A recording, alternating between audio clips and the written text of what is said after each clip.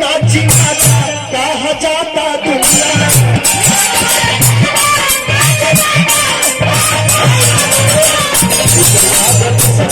नाची नाचा कहा जाता दुनिया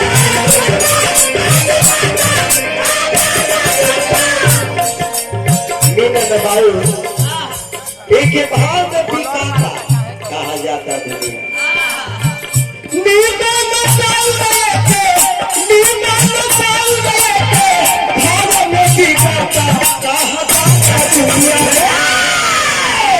याद है भाई तारा हम शुरू से देखा था रे जो बंदरा हमने के चस हो गए तारा ले निमन चस हो गए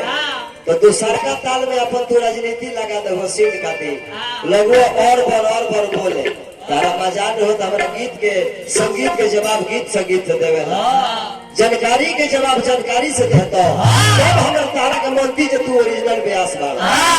झगड़ा करे के करा ना आवे तो लइकन के खड़ा करा दे कहता जो पूरा एक मुंह गाड़ी देवे के बाद तो गाड़ी के कोई क्लास होला काका वही ना होला लेकिन हई कुल सीखे के बाद ध्यान दे हमनी के खून में बा लोग के प्रतिष्ठा समाज दे हो लेकिन तारा खून में ही नहीं के नीले में बाल गए थे नीले में बाल गए थे भारत की जाता कहा जाता दुनिया कि कहा जाता दुनिया अरे आज ही तो नाची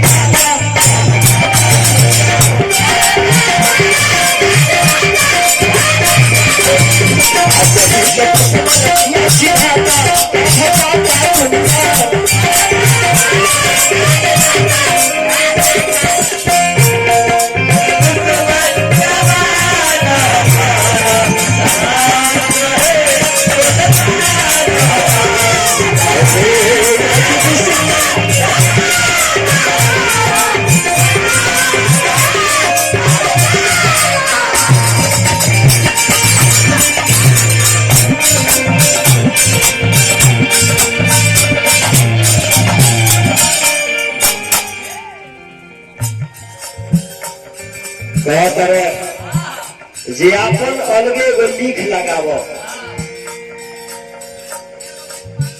निमन बात कहो हमरा निमन लागल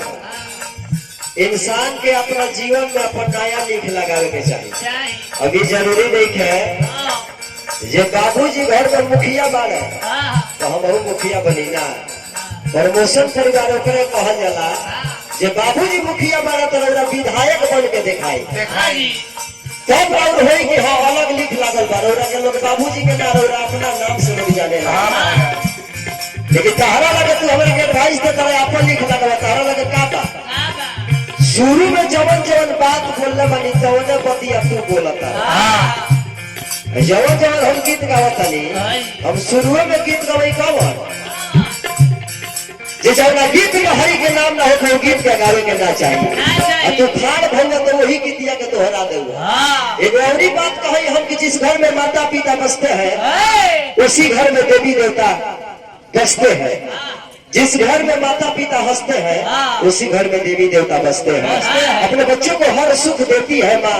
अपने बच्चों की हर गलैया लेती है माँ तो पूजना है तो उस भगवान को क्या पगले उस माँ को पूजो क्योंकि भगवान को भी जन्म देती है बात बोला तू बतिया बोल दो सामने जब हम कहे शिक्षा में जे पढ़ले बाबू पढ़ के बता दे जो अनपढ़ बाबू कही जो चिचरी पढ़ले बड़ा सा यो हमारा पतिया कॉपी करके तू बोलू तू बोला कहे तू अपन नया बात बोलता अपन नया गीत संगीत गईता तब तारा के कहे जो अपन अलग लिख लगौले बड़ा अब तू हमरे लिख लगावला पर चढ़त हमरा के एडवाइस देबो जे अलग लिख लगावो तो तू हमरा के अपन चेला बुझमा कि अपन गुरु समझबो हां ये बुझ जा ढेर अंतर बा बबुआ बहुत अंतर बा हटाई खत्म पहले के भोज परोज में आज में अंतर हो गई भाव लिखत रे कैसे अरे मत कहीं गार्जियन तनी टाइम दे दी हल हनु जे तनी 5 मिनट बेसी का ना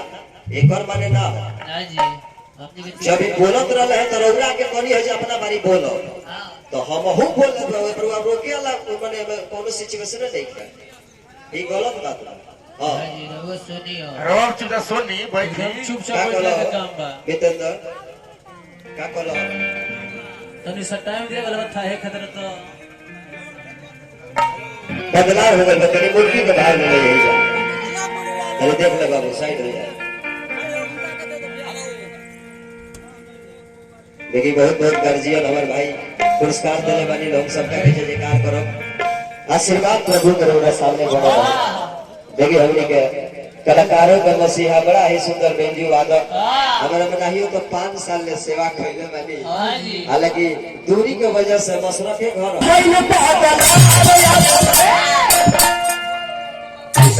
चक्रधार बोल के लिए है, जगह बना के चक्रधार ले ली है भाई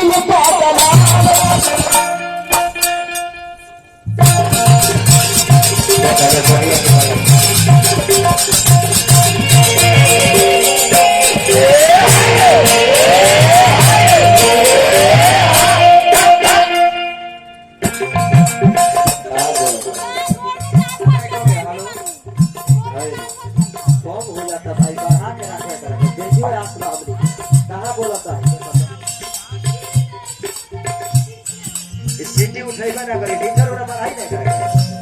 वाला कोरा से को बंद कर देने के बढ़ा के रखी नचरिया को भी से हमको और से बोल के मरवाई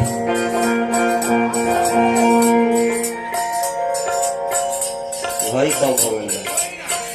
चल लगे आहा भाई भी बात ना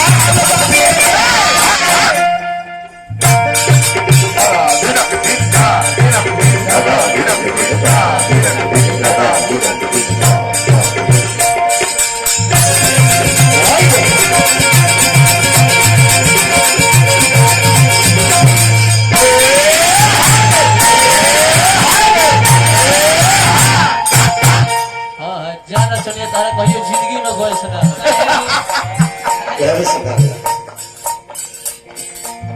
अरे भाई ने बात बाते आज के परोज में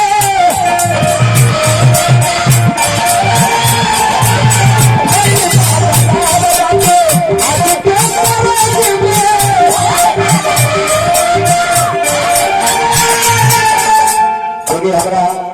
बड़का भैया बहुत बहुत पुरस्कार दिले बड़ी हम जय जयकार करो खाली दौड़े गए तो मिलता टिकटों गए तो पैसा मिलता मैं को हेलो को बोलता हेलो का बदलाव बाते हेलो साउंड वाला भैया तने पे बेस दे दिया का हेलो सुधिया का हेलो हेलो और दी हेलो हेलो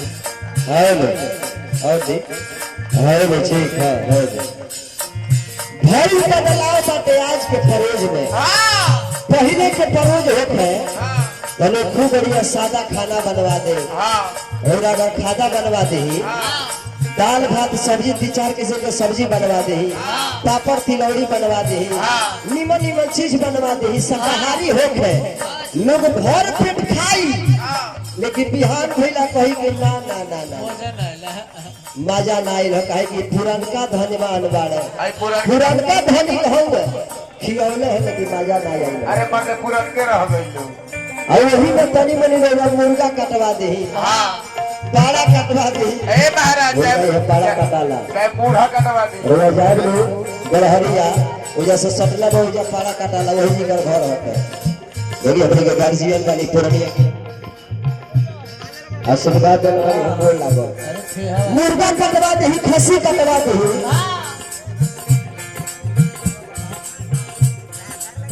आशीर्वाद देने वाली बाबा का हम बोल लागो हमारी में जिंदगी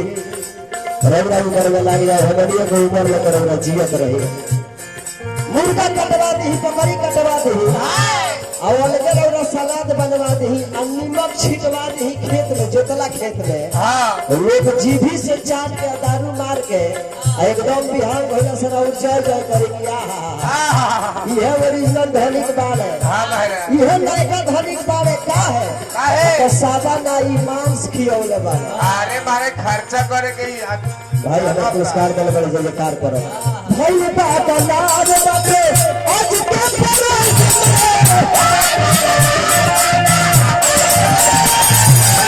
भाई बात लाज बाटे आज के परोज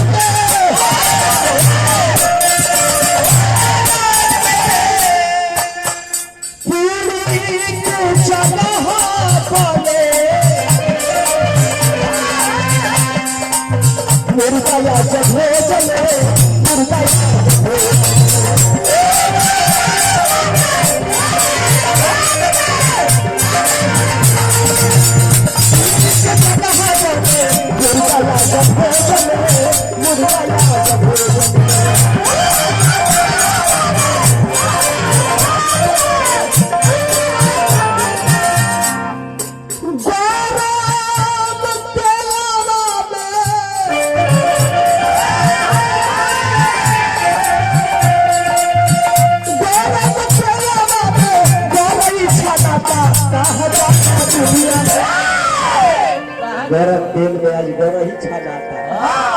कहाँ जाता दुनिया। आज समय इतना बाउर हो गल बा काका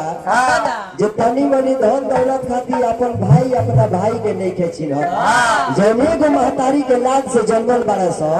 तनी मनी धन खातिर अपना भाई के छुरा घोप देता लाठी चला देता।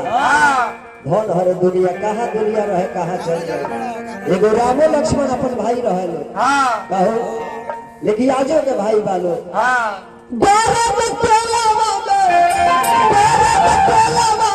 अरे गौरई छनाता कि कहा जाता दुनिया